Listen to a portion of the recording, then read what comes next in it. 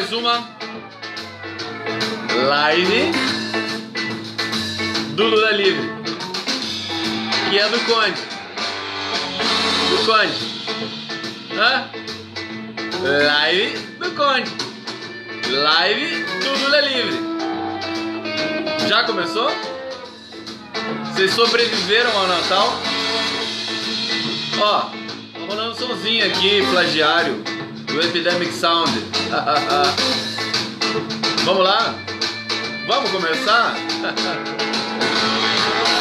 Água. Vou começar com água hoje, devagarinho. Uma boa, não devo nada pra ninguém.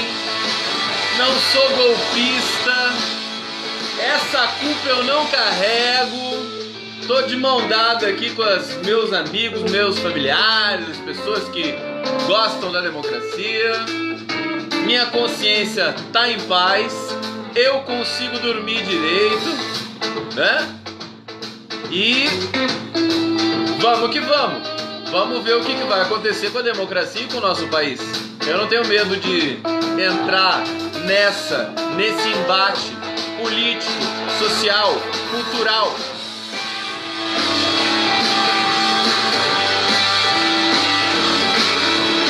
Muita coisa acontecendo hoje, e embora pareça que não, o dia 25, esse dia de Natal, muitas coisas rolando, muitas pessoas aparecendo. Vou fazer uma live um pouco errática com vocês hoje. Agora eu vou confessar, porque nós somos amigos, né? Evidentemente, né? Nós temos uma relação de muita intimidade, eu e vocês, vocês e eu. Parece até a música do Vinícius e do Tom, isso, né? Você e eu e você e eu, coraçãozinho do Conde, né? Hoje eu vou tocar uma música muito romântica pra vocês no final dessa live, se a internet me deixar. Porque assim, eu fiz uma instalação super boa aqui, na minha humilde casa. A internet é 5 mega e tal, pô, tudo redondinho, bonitinho, funcionando. E ontem teve uma queda. Enfim, vamos torcer para não acontecer. Aparentemente só de vez em quando que acontece isso. Afinal de contas estamos no Brasil. Somos amigos, somos íntimos, então posso dizer para vocês, eu sempre, sabe como é que é o meu ritual? Meu ritual é assim, bom, eu tô de plantão, então tô trabalhando muito pela manhã, vou até ao meio-dia, pela TV, pelo site Brasil 247, editando as notícias, produzindo textos, fazendo algumas abordagens, coenunciações com a imprensa, com o noticiário da imprensa tradicional e também da blogosfera, buscando informações relevantes para o nosso leitor, para o perfil do nosso leitor que é exigente e que gosta de conteúdo, né? Então essa é a minha rotina. Não tive como escapar, evidentemente, porque nós fazemos um revezamento ali, porque nós somos trabalhadores, né? Estivadores do intelecto e da palavra. Como disse bem uma querida amiga, acho que foi a Anlop que disse isso aqui na live de ontem. Minha rotina, aí eu trabalho, aí faço algumas coisas à tarde, cuido da casa, né?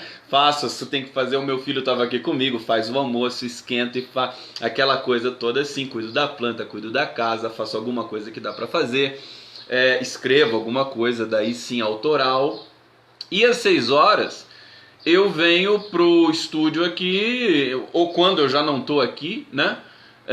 E começo a preparar o roteiro da live para entrar no ar às 7 em ponto e garantir aí o nosso link, nosso contrato de confiança, que tem a ver com o horário que a gente entra todos os dias, sem falhar, evidentemente, né? Isso tem a ver com o respeito que eu tenho por vocês também. Só que eu cheguei aqui, me deparei com uma notícia, a notícia de que o Temer não vai dar o decreto de indulto de Natal neste ano de 2018, e é a primeira vez que isso acontece desde a redemocratização, desde 1985. Pela primeira vez na história deste país, desde a redemocratização, um presidente da República não vai assinar o indulto de Natal, que é uma tradição do Estado brasileiro. Não tem nem a ver com governo ser assim ou assado, porque o Fernando Henrique, nos seus 8 anos de governo, assinou 8 indultos de Natal. Confere? Portanto, do lava-roupas também, eu lavo roupa, penduro, faço o diabo, passo.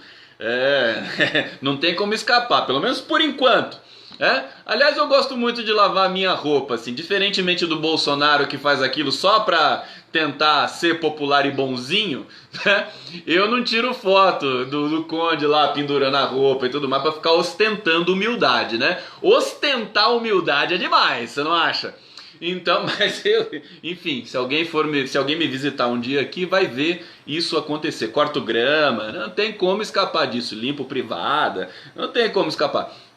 Eu tenho uma diarista que não é diarista nem semanista, ela é 15 diasista. 15 dias, de 15 em 15 dias ela vem me dar uma ajudinha aqui na minha humilde casa. Querida Dona Luzia, que sempre me ajuda aqui. Gente, então eu me deparei com essa notícia, fiquei preocupado, fiquei indignado, porque percebi que tem vários interesses transversos ali. E comecei a escrever, acabei escrevendo um artigo. E aí fiquei só nesse artigo, não fiz o roteiro, tá? Aliás, eu já até subi na minha rede esse artigo que eu vou nomear, amanhã eu vou subir no 247, de Os 11 Odiados, né? Fazendo intertexto com o Tarantino, né? Os 8 Odiados, que é um filme que eu adoro, do Tarantino, com a trilha sonora do Ennio Morricone. Sabe que Os 8 Odiados, pra mim, é um dos filmes que tem um dos melhores começos, né, da história do cinema, né? O começo dos 8 Odiados é aquela cena da neve. Eu não sei se o lugar é no Nebraska ou no Alasca, né? É um lugar que tem muita neve. E a câmera vai abrindo assim, né?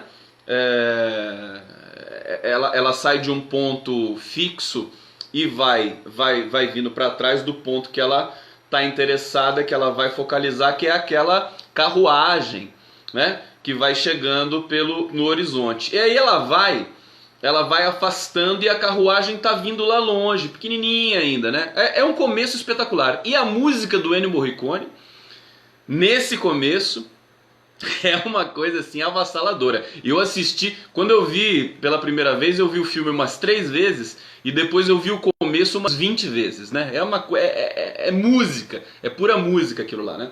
Então ela vai abrindo, aí de repente pega não é spoiler isso, tá? Isso aqui é análise cinematográfica, tá? Tudo bem? Ela pega, você percebe que tem uma madeira, que tem um tronco ali que vai aparecendo, ela continua voltando um pouco, retroagindo um pouco.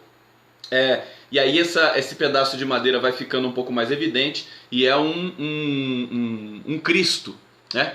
É um Cristo impressionante, com uma madeira negra, entalhado na madeira todo ele, e com flocos e pedaços de neve em todo o seu desenho. E a carruagem vindo e a música do Ennio Morricone. Quer dizer, uma coisa assim avassaladora. Mas, Conde, você não está falando de cinema, você está falando de política. Então deixa eu só contextualizar, porque os 11 odiados, quem são os 11 odiados? São os 11 ministros do STF. São os 11 ministros do STF. A gente vai percebendo uma coisa muito perigosa que está no horizonte da nossa política e da nossa sociedade. Você ter uma Suprema Corte tão desmoralizada como o STF. Na verdade, o Lula está produzindo isso, né? O Lula fez picadinho do STF, ele obriga o STF a errar furiosamente, a expor as suas vísceras toda vez que o assunto Lula chega no STF, e o Lula está conseguindo uma coisa com isso que acho que é assim, destruir o STF. É uma coisa impressionante. Impressionante porque você não tem segmento na sociedade brasileira hoje que dedique algum tipo de admiração, de respeito institucional pelo STF. A extrema-direita zomba do STF, os fundamentalistas charlatães zombam do STF, a esquerda lamenta profundamente a indigência e subserviência, pelega, tutela militar do STF, talvez só a classe média. Que, né, quando aparece o Marco Aurélio Melo, querendo restaurar uma espécie de ordem constitucional,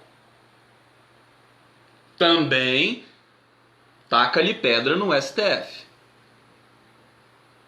Bom, eu gostaria de uma corte, a corte mais importante, que é a corte mais importante do meu país, fosse uma corte respeitável. Eu gostaria profundamente disso, como cidadão brasileiro. E lamento, né? Eu tô no campo, eu não tô no campo que agride, eu não tô no campo que simplesmente zomba, eu tô no campo que lamenta. Quem agride e ameaça são os fundamentalistas bolsonaristas. Não vamos esquecer a frase do Eduardo Bolsonaro, que causou aparente barulho no próprio STF, que foi: basta um soldado e um cabo para fechar o STF. Quer dizer, um tribunal superior totalmente desmoralizado, que rápido, a gente sempre tentou acreditar no STF. Vamos começar assim. Posso começar assim? Tá tudo bem? Posso começar nesse pique aqui? Porque daqui a pouco, na verdade, eu nem comecei a live ainda. Eu só tô desenhando aqui uma estrutura dessa live. Desse papo que a gente vai ter, porque eu quero falar de outras coisas também para vocês aqui. Mas a gente tenta, a gente deposita, né? Porque afinal de contas, por que tem 11 ministros? Para não ser um só, para não se ter uma decisão monocrática. Tem-se 11 para que você tenha minimamente um consenso materializado através de uma discussão democrática, técnica, né? E de preferência subscrita num mundo em que esses 11 ministros têm algum tipo de conexão com o universo moral, intelectual, né? São várias instâncias, são várias coisas que, infelizmente, nesse momento não estão aparecendo naquela corte, tá? E aquela frase, né, com o Supremo com tudo, né? Você vê que se a gente fizer um levantamento do que se comenta, né? Esses levantamentos já estão sendo feitos historicamente, né? Historicamente por pesquisadores. Espero que nós avancemos nesse tipo de pesquisa, das inflexões do STF, por exemplo, depois da morte do Teori Zavascki, né? Daquela morte que para mim não foi acidental, né? E da nomeação do Alexandre de Moraes, a gente percebe que existe um sucateamento dessa corte. Existe uma precarização muito forte dessa corte. Depois, quer dizer, é um acúmulo, o grande balanço talvez desse ano, todo mundo preocupado aí com o bolsonarismo, mas hoje eu tive um baque ao juntar Lé com Cré, né? Você começa a juntar as recentes situações grotescas pelas quais o STF passou e vai juntando uma coisa com outra. E essa tutela militar, ou nem sei se é militar, parece ser militar, né? Mas parece ser muito mais do que isso, parece ser muito pior do que isso. Começa a preocupar um pouco mais, tá?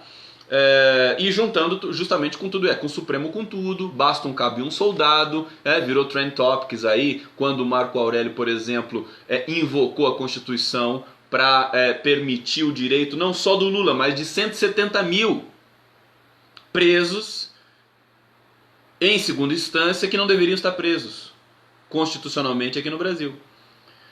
Então, com essa decisão de hoje do Michel Temer, o que o Michel Temer disse?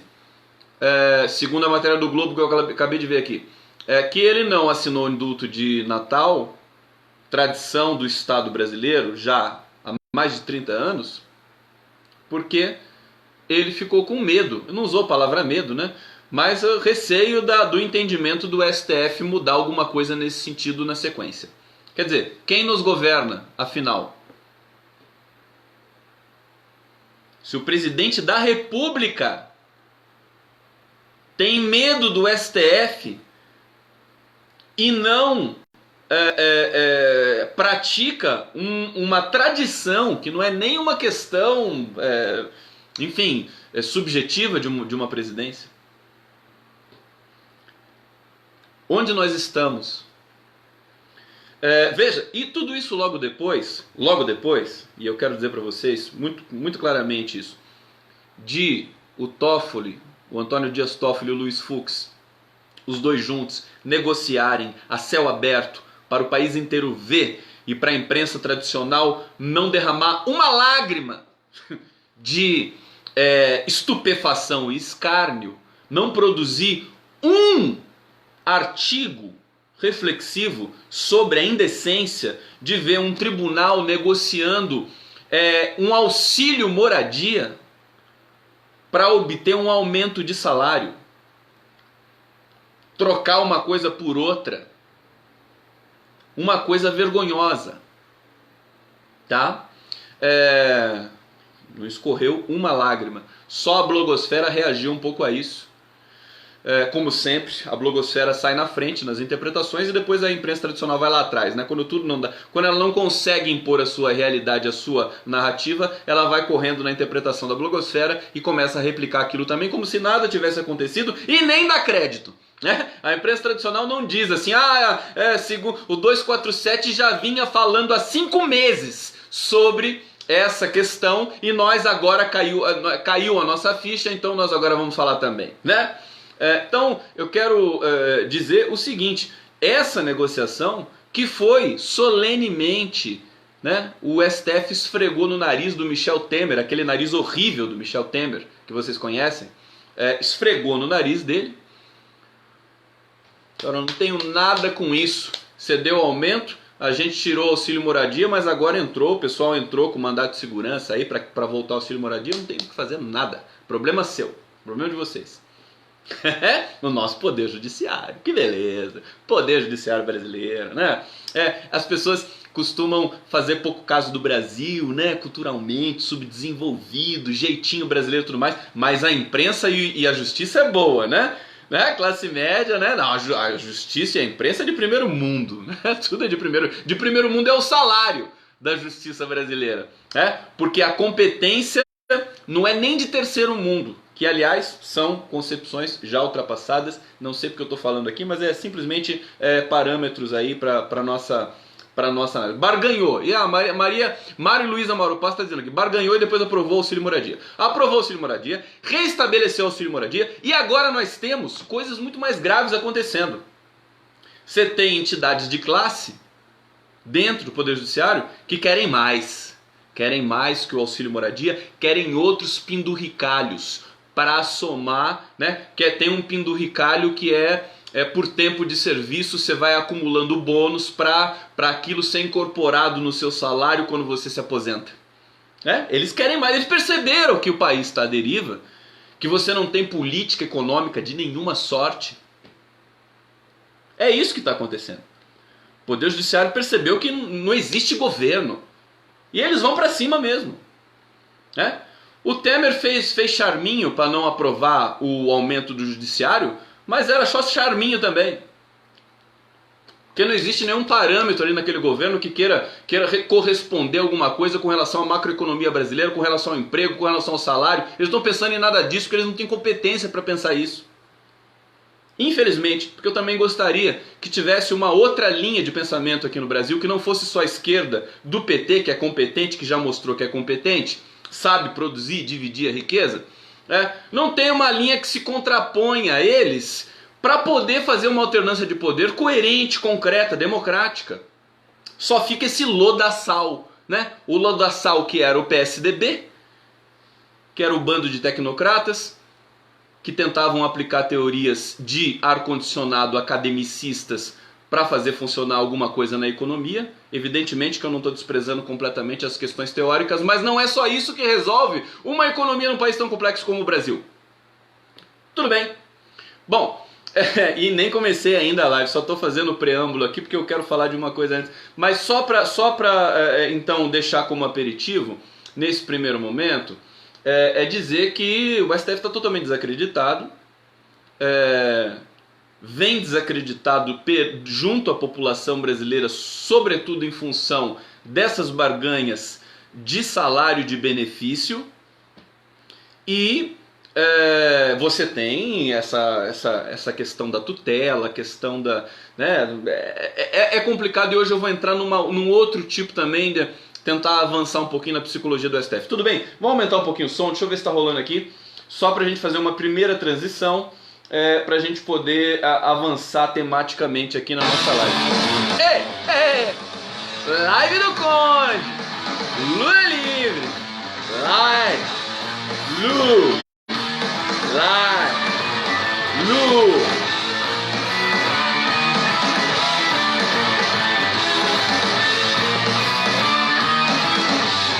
Tudo bem com vocês? Vocês vêm sempre aqui?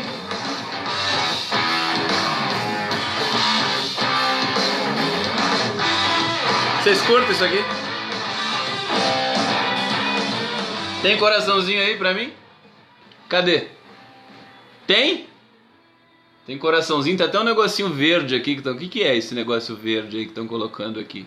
O joinha, o coraçãozinho, joinha. O que é? Órfãos da Justiça. Os 11 odiados, então. Bem-vindo à live do Conde, os 11 odiados. Vamos começar. Eu quero começar o seguinte. Eu recebi isso aqui pelo correio. Uma coisa linda. É o livro do Chico Amaral, mandou pra mim. Querido Chico, beijo pra você. Chico, grande compositor brasileiro, parceiro do Milton Nascimento, do Samuel Rosa, compositor mineiro, e o livro que é do Milton Nascimento, a entrevista que ele fez com o Milton Nascimento, um livro magnífico, elogiado aqui pelo Caetano Veloso, contracapa, Tarek de Souza, grande crítico musical, e o livro é sensacional, vou ler entre o Natal e o Ano Novo, tem fotos muito bacanas, tem partituras, olha só, das canções do Milton Nascimento, e tem uma sessão de fotos aqui que é bacana pra caramba, não sei se dá pra vocês verem aqui um pouquinho, só pra vocês verem, só pra eu agradecer o Chico Amaral. Chico Amaral, muito obrigado, vou ler o seu livro, e depois vou te dizer, vou te comunicar. Ele também me mandou 2 CDs, eu nem abri ainda porque eu vou abrir pra escutar no momento em que eu conseguir descansar um pouquinho, pra escutar com a devida atenção. Olha essa capa linda também. 2 trabalhos do Chico Amaral. Recebi uma cartinha aqui da esposa dele, Marrege, por favor, se você puder me mandar o seu endereço eletrônico na minha rede social, para eu ter o seu contato, que daí eu vou mandar pelo correio, mas eu queria que a gente tivesse uma interação via e-mail, para a gente conversar sobre o livro, sobre os trabalhos, tudo bem? Então se você estiver me vendo, se alguém conhecer a Marrege, esposa do Chico Amaral, por favor, fala para ela entrar em contato comigo, me mandar via Facebook mesmo, inbox. Aí eu tento achar lá na piracema de mensagens que eu recebo, e agradeço imensamente. Recebi muitas mensagens de Feliz Natal, super lindas, super simpáticas. Também fico muito feliz com essa interação que a gente tem aqui, que é afetiva sobretudo. Então, vamos lá, mais um pouquinho de música.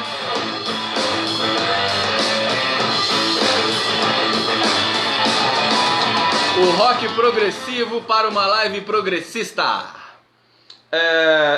Eu vou então começar a falar, vamos falar diretamente dos 11 odiados do STF.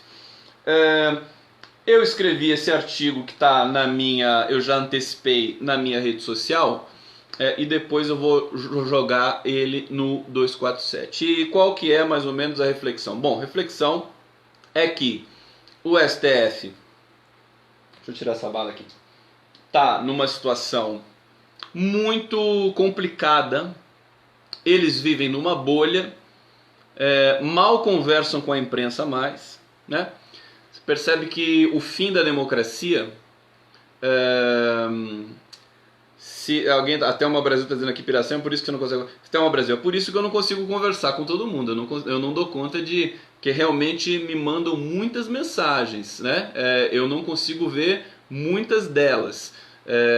Então tem que, eu às vezes tento, né? Porque a gente passa tanto tempo na internet produzindo conteúdo, e quando a gente vai navegar não tem tanta energia mais e nem vista, né? Porque a vista também cansa demais para ficar acessando tanta coisa no notebook. Bom, situação do STF, você vê que quando nós tínhamos uma situação meio normalizada de democracia, os ministros do STF davam entrevistas normais, apareciam com certa frequência na imprensa, e agora a gente não vê isso acontecer mais. Agora eles têm medo mais ou menos como o próprio staff, a própria equipe do Jair Bolsonaro, né? Eles fogem da imprensa, eles se colocam como inimigos da imprensa. A gente vinha num momento crescente de transparência com a TV Justiça, com transmissões. Eu acompanhei muitas transmissões, muitas votações importantes no STF. E a verdade, quer dizer, o que é delicado de entender, tá? Por quê, né? Por que esses 11 ministros que aparentemente cumpriam o seu papel há 4 anos atrás deixaram de cumprir? E aí eu trago a ferramenta que eu tenho para vocês, né? Uma das ferramentas que eu posso dispor para vocês, que é um pouco de psicanálise e um pouco de análise do discurso francês, sobre a natureza do sujeito. Então, o sujeito, todos nós, sujeitos históricos, né? Nós somos várias coisas ao mesmo tempo, tá? Nós não somos homogêneos, unívocos. É engraçado que quando o Lula disse que ele prefere ser uma metamorfose ambulante, muita gente criticou, mas nós somos exatamente isso. Nós não somos idênticos a nós mesmos.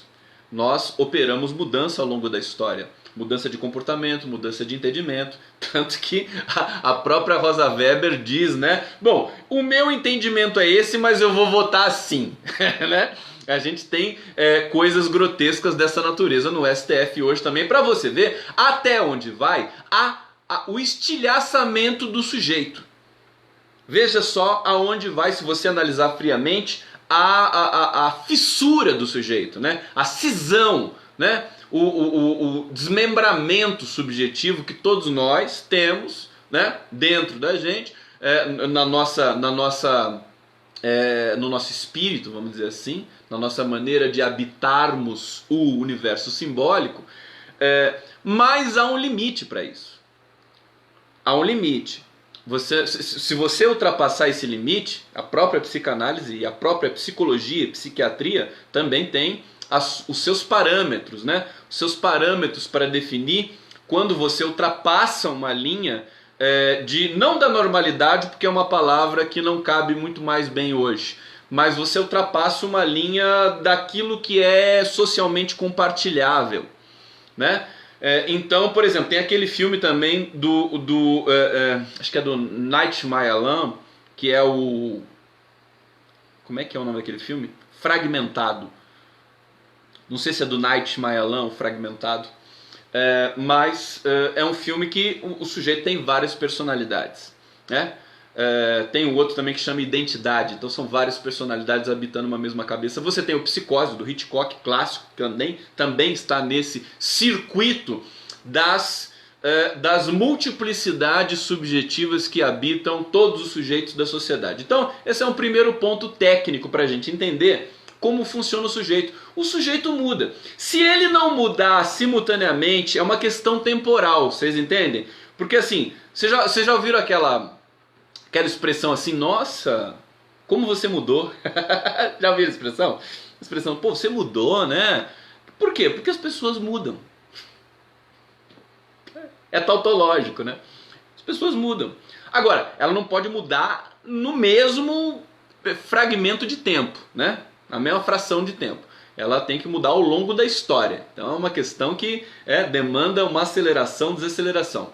Eu não quero entrar em questões muito técnicas assim com vocês, até porque talvez eu nem esteja sabendo colocar dessa maneira, de maneira tão consistente. Mas o que eu quero dizer é o seguinte: os ministros do STF, eles mudam ao longo do tempo. Eles não são diferentes de nós. Mudamos a profissão, mudamos a maneira de conceber. O eleitorado brasileiro muda sua preferência. E isso se chama mobilidade subjetiva.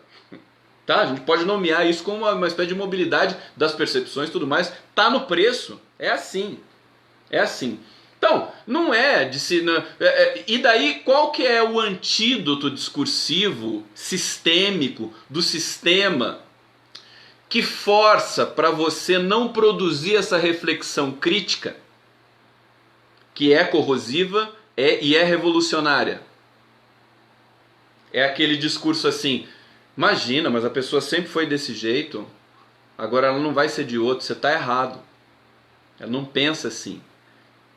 Percebe que você tem forças que não são nem autorais, elas são forças do próprio movimento do discurso e da linguagem. Bom, para resumo da ópera, esses 11 ministros do STF, eles mudaram seus entendimentos acerca de certas matérias ao longo do tempo, só que de 4 anos para cá foi muito dramático. Foi muito dramático, né? E aí a gente percebe que existem pressões políticas ali dentro. São pressões políticas partidárias. O STF foi aparelhado partidariamente, politicamente, e não foi pelo PT. O PT justamente deixou o STF à deriva. Ele provocou uma espécie... O PT, com o entendimento dele democrático, com a sua concepção no regime das nomeações institucionais, o PT causou um curto-circuito no STF. Acabou causando um curto-circuito no STF. Por quê? Por quê? Bom, vamos lembrar a primeira coisa. Quantos ministros que estão no STF foram indicados pelo PT, Lula e Dilma? Eram 8. Morreu Teori Zavascki naquele acidente suspeito. Ficaram 7. Então são 7 nomeados por PT. Tudo bem? Bom, Toffoli, Rosa Weber foi pela Dilma, Luiz Fux, Barroso, Fachin, Lewandowski e... Tá faltando quem? Carmen Lúcia. Carmen Lúcia, a mais fraca de todas. Foram nomeados pelo PT. Mas e aí? Acabou, agora nomeado pelo PT, né? Porque quem não gosta do PT poderia falar assim: não, por isso que o STF tá uma merda. Mas não é bem assim. Não é bem assim. Quais foram os critérios do PT? Superficialmente falando, foram critérios técnicos, né? Porque as entidades de classe oferecem nomes para a presidência da República, que escolhe um desses nomes. Tem um que é preferencial, que ele é votado, né? Para quem é o mais cotado para assumir uma vaga no Supremo. O presidente escolhe, o Senado aprova e o cara assume a vaga dele até a aposentadoria compulsória, acho que aos 70 anos, se não me engano a lei é assim ainda. Portanto, o Toffoli, que tem 55 anos, vai ficar mais 15 anos lá no STF. Salvo engano, se eles não mudarem também o entendimento, que acho que está para mudar também. Tinha o Joaquim Barbosa também, é verdade, mas o Joaquim Barbosa saiu, né? É verdade. E aí a Dilma indicou outro no lugar dele, que eu não me lembro agora quem é. Bom, de qualquer maneira, o Joaquim Barbosa é um capítulo à parte também interessante, porque o Lula queria um negro no STF. O Lula fez questão de colocar um negro no STF. E eu me lembro que, acho que o Celso Amorim diz isso, ele perguntou quem era o melhor, né? O mais preparado magistrado negro do Brasil. Não é vergonha e não é racismo você perguntar quem é o mais preparado magistrado negro de um país. Você tem que saber, sobretudo porque o Brasil vive um racismo muito forte e você tem que dar representatividade para os segmentos da sociedade. O negro é a maioria da população brasileira. Tá certo? Então o Lula deliberadamente quis isso. Isso fez com que o próprio Joaquim Barbosa, e me lembra outro filme do Tarantino que é o Django Livre. Não vou falar quem ele me lembra, mas assistam Django Livre. Porque ele agiu quase que como um branco racista.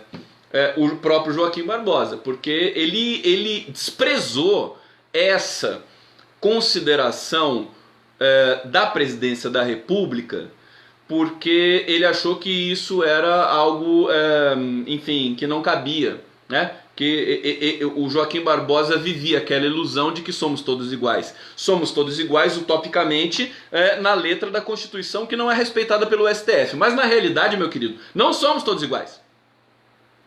A realidade concreta não é assim. Será que eu vou ter que explicar isso para o Joaquim Barbosa? Então, era respondendo a essas distorções que o ex-presidente Lula tomou essa decisão e que ele não arredou pé e que ele queria o mais qualificado magistrado negro brasileiro para que fosse para o STF. Não sei se era o Joaquim Barbosa. Não sei se deram a informação correta para ele. Tá certo? Que o presidente precisa ser bem informado. Eu acho que nós temos muitos espetaculares, né? Até em função disso mesmo, porque quando você tem um magistrado negro, um juiz negro, evidentemente esse cara não saiu do berço de ouro. Esse cara teve que lutar muito mais para chegar ali onde ele está e, portanto, ele tem que ter uma constituição, uma estrutura de caráter e de moral muito mais elaborada do que um branco que nasceu em berço de ouro e tudo mais. Eu não quero fazer uma polarização racial aqui nessa live, porque não é esse o caso dessa questão aqui, tudo bem? Lembrando aqui de Joaquim Barbosa e tal. Mas as nomeações para o STF, no caso do PT, seguiram critérios de respeitar as entidades de classe do Poder Judiciário brasileiro. Isso não era assim na época do Fernando Henrique Cardoso. Ali eram amigos, amicíssimos, compadres, né? Que estavam devidamente inscritos ali no hall de amizades, porque você sabe que essa gente sofisticada, que tem apartamento em Paris, eles levam muito a sério essa coisa dos círculos de amizade, né? Então era diferente. Então o governo do PT, nessa concepção de nomeação para o STF, na tentativa de produzir um regime virtuoso, técnico, legítimo, inclusive investido da própria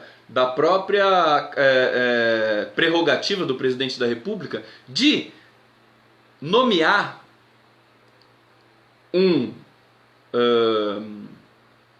juiz, um magistrado com conhecimento notório, não necessariamente indicado por ninguém, que foi justamente o caso do Antônio Dias Toffoli. O presidente Lula simplesmente fez valer a prerrogativa de um presidente da República. Foi o mesmo caso do Fernando Collor de Mello, quando nomeou o Marco Aurélio Mello lá atrás, né, em 1989. Acho que em 1990, desculpa, porque ele assumiu o governo em 1990. Confere? Isso, confere. Bom, veja, o PT fez essas nomeações e aí você teve uma nova realidade no STF, que mexeu com aquela estrutura. A estrutura do STF é uma estrutura secular, mas secular não na tradição, secular no mau sentido, arcaizante, patrimonialista, com interesses ali, todos naquela bolha, né? Algum oxigênio, alguma respiração com publicações acadêmicas, né, com uma certa interação com juristas da Alemanha, do mundo todo. A Alemanha tem uma tradição muito grande ali na jurisprudência brasileira, mas ao mesmo tempo muito influenciada por Brasília, por aquela vida um pouco mesquinha política de Brasília. Então eu estou entendendo, estou tentando interpretar, né, dentro das minhas limitações, o que aconteceu com o STF. Por que se tornou uma corte fraca, acovardada desse jeito? Que nós precisamos buscar as razões e não ficar simplesmente rotulando sem parar. Tudo bem, é pensamento de pesquisador, né? O STF é acovardado? É. É tutelado? É. Mas o que fez ele ser assim? O que aconteceu para ele ser assim? Nós sabemos que no golpe de 64 o STF se curvou imediatamente ao sistema desse golpe militar de 64. Serviu como uma base de apoio, né? E durante toda a ditadura militar, enquanto morria gente assassinada pela ditadura militar, o STF estava ali o tempo todo fazendo vista grossa para tudo isso.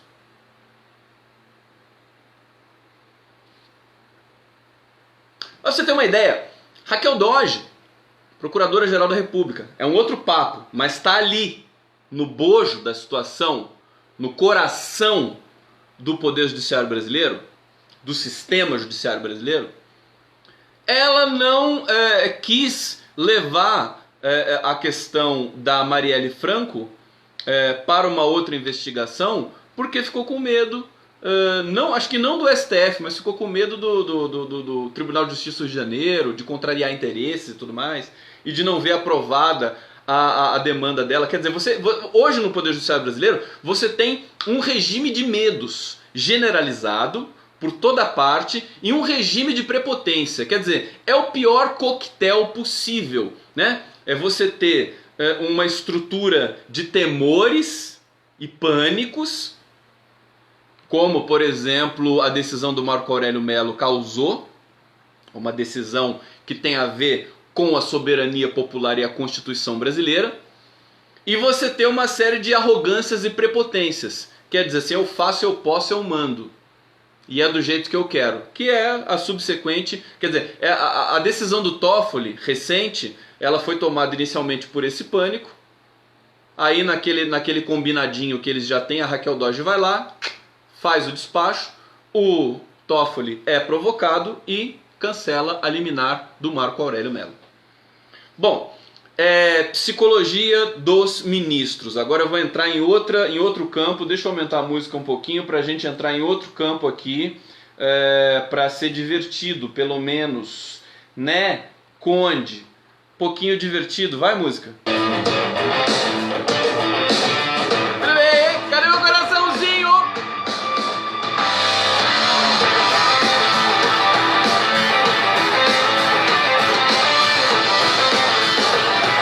Não é mole. Bom, psicologia reversa.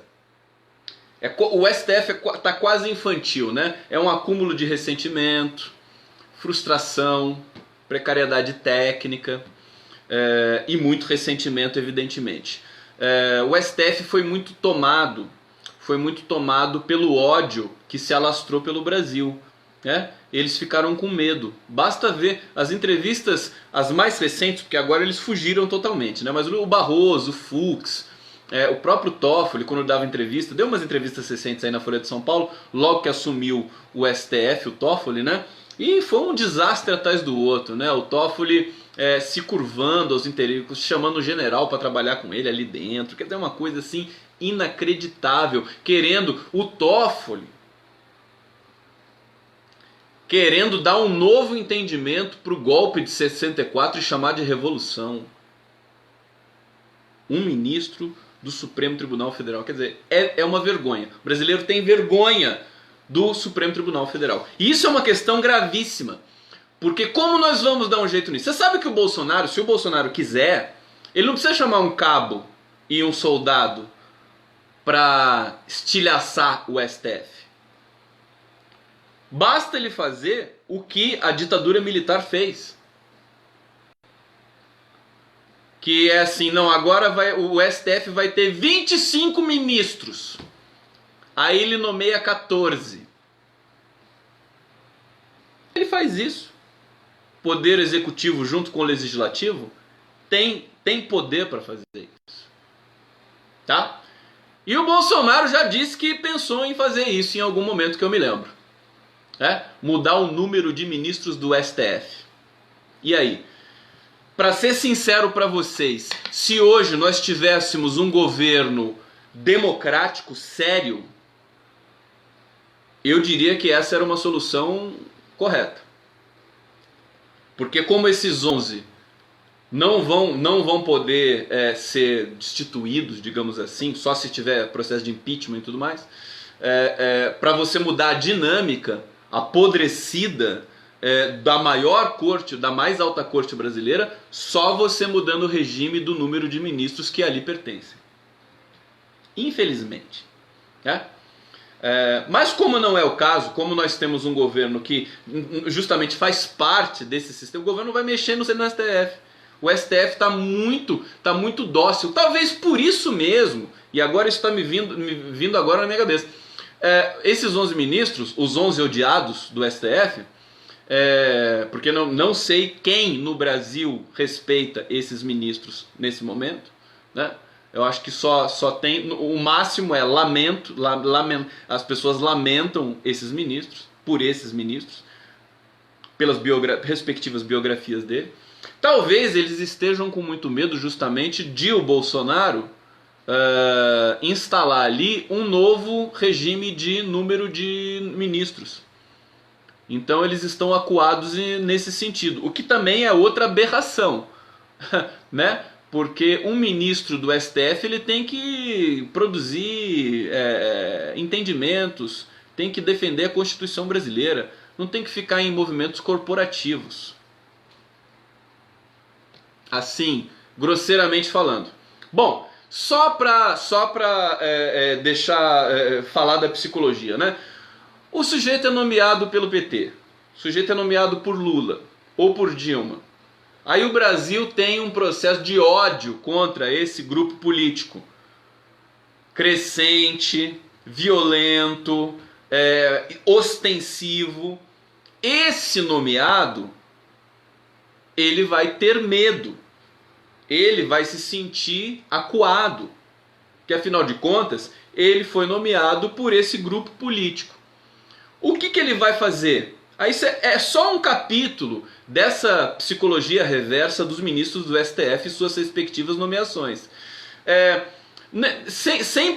Mesmo sem o ódio ao PT, o sujeito é nomeado pelo Lula ou pela Dilma, imediatamente, no momento em que ele assume o posto dentro do STF, ele precisa assegurar que tem personalidade, que ele não é só um pau mandado que foi ali indicado, porque a vida é competitiva, meus caros.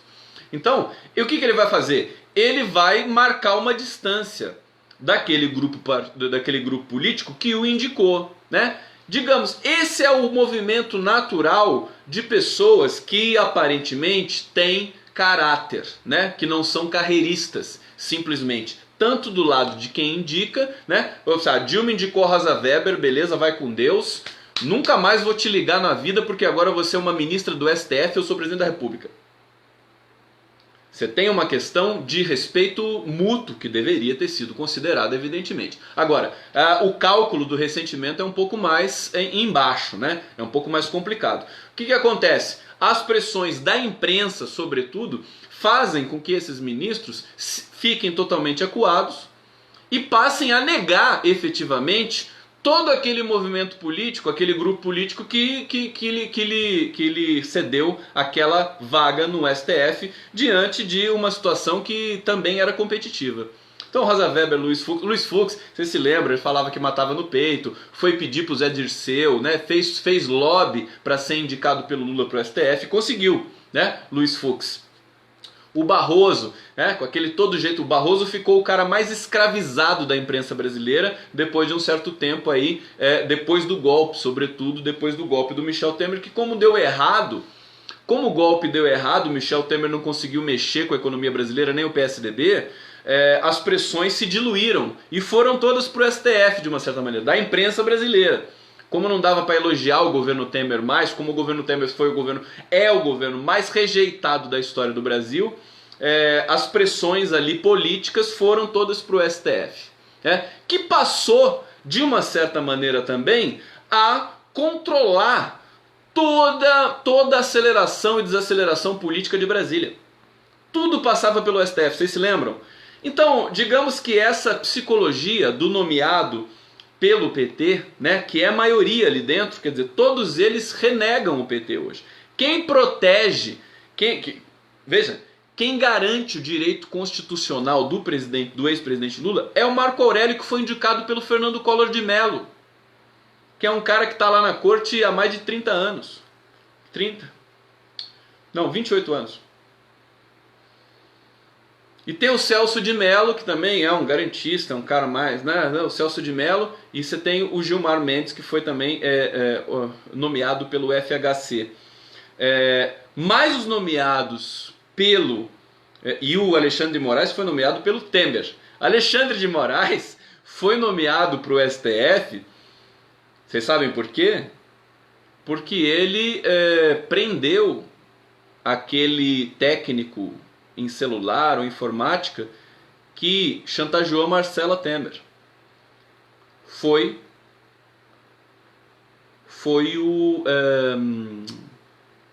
o preço dele, quer dizer, foi o prêmio que ele ganhou por ter prendido, ido atrás, mobilizado toda uma força policial para prender esse cara que fez chantagem com a Marcela Temer, que eu nem sei se ele está preso até hoje, acho que está.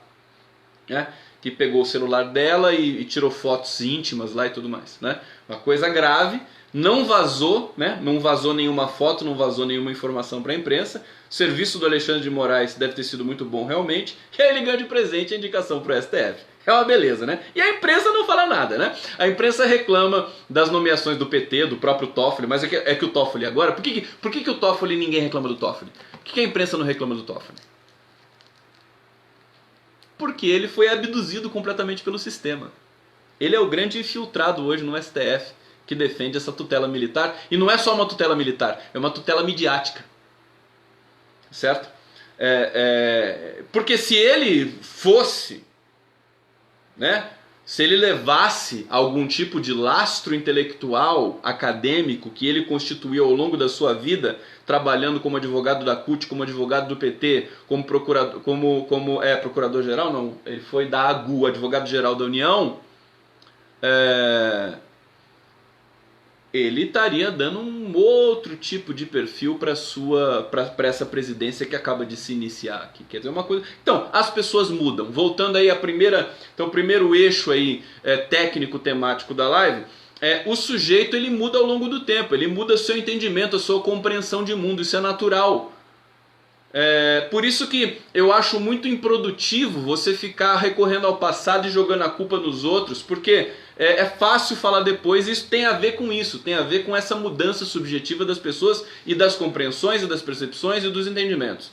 Então, o STF está num momento bastante delicado, que me preocupa muito do ponto de vista institucional e do ponto de vista da identificação de nós mesmos, cidadãos brasileiros, com relação à nossa possibilidade de termos uma instituição justiça funcionando minimamente bem. Porque a justiça faz parte da Constituição de um país.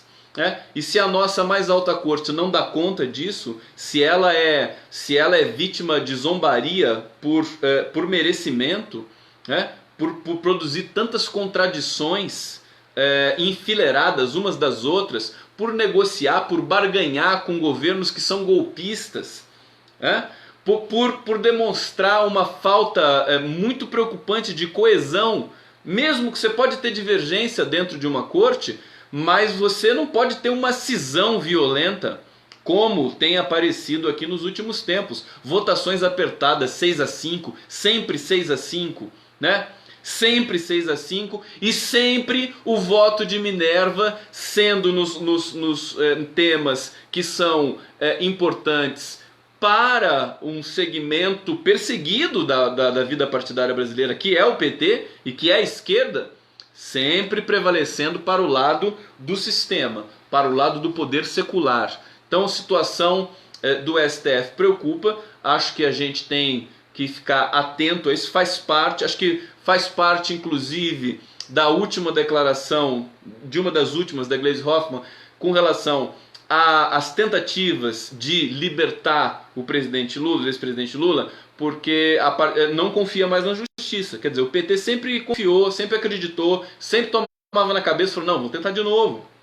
O Lula, o entendimento dele até agora é esse, falou, não, confio na justiça, ainda tem mais uma instância para me dizer, para me inocentar, né? Por isso que ele não pede prisão domiciliar, né? E você tem aí outros arranjos e manobras em curso nesse momento para tentar forçar o Lula a pedir prisão domiciliar.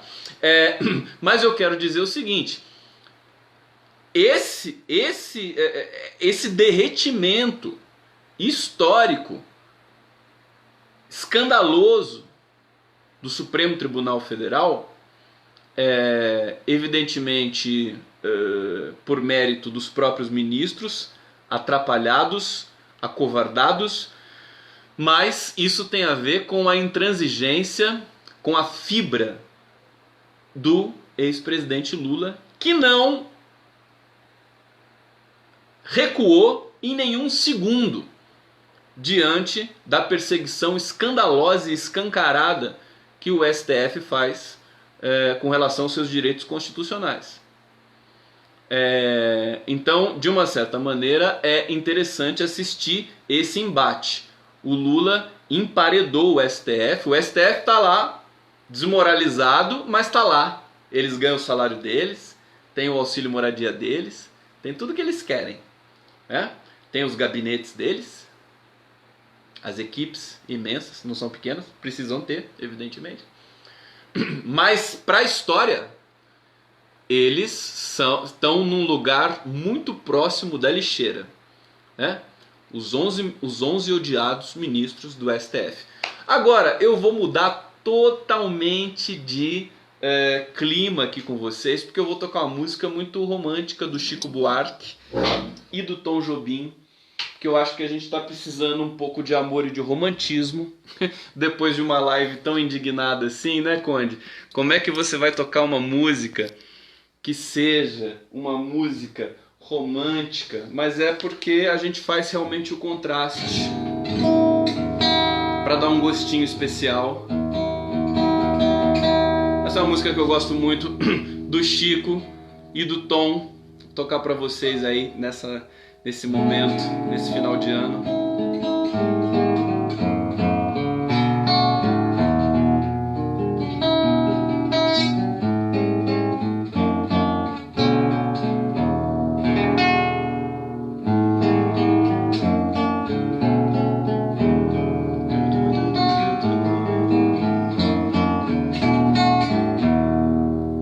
Parece que dizes te amo, Maria. Na fotografia estamos felizes. Te ligo afobada e deixo confissões no gravador. Vai ser engraçado se tens um novo amor. Me vejo ao teu lado, te amo, não lembro. Parece dezembro de um ano dourado. Parece bolero, te quero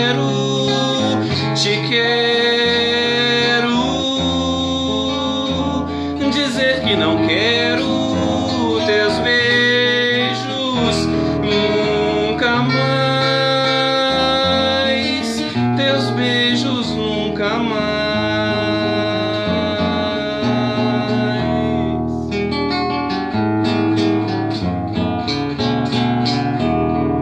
Não sei se eu ainda te esqueço de fato. No nosso retrato pareço tão linda.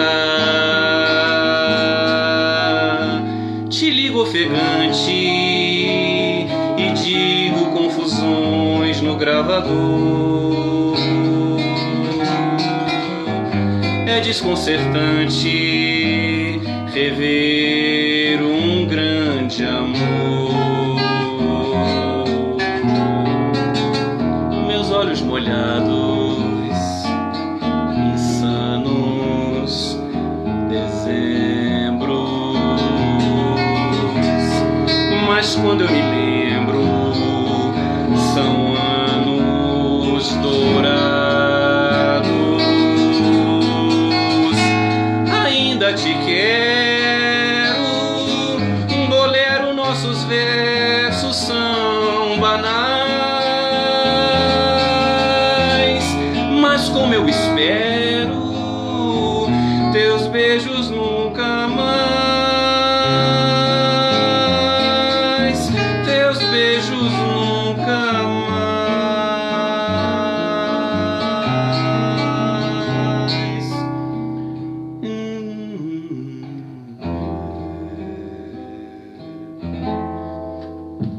Tom e Chico, valeu, muito obrigado. Tinha que tocar uma dessas hoje para vocês, né? Para demonstrar todo o meu amor, toda a minha gratidão aí pela presença de vocês. E a gente volta amanhã, entrando mais no ritmo da normalidade, já é dia 26, para fazer mais uma live do Conde. Agradeço a todos vocês a presença, agradeço os coraçõezinhos e a gente se encontra na próxima. Um grande beijo e até. Valeu.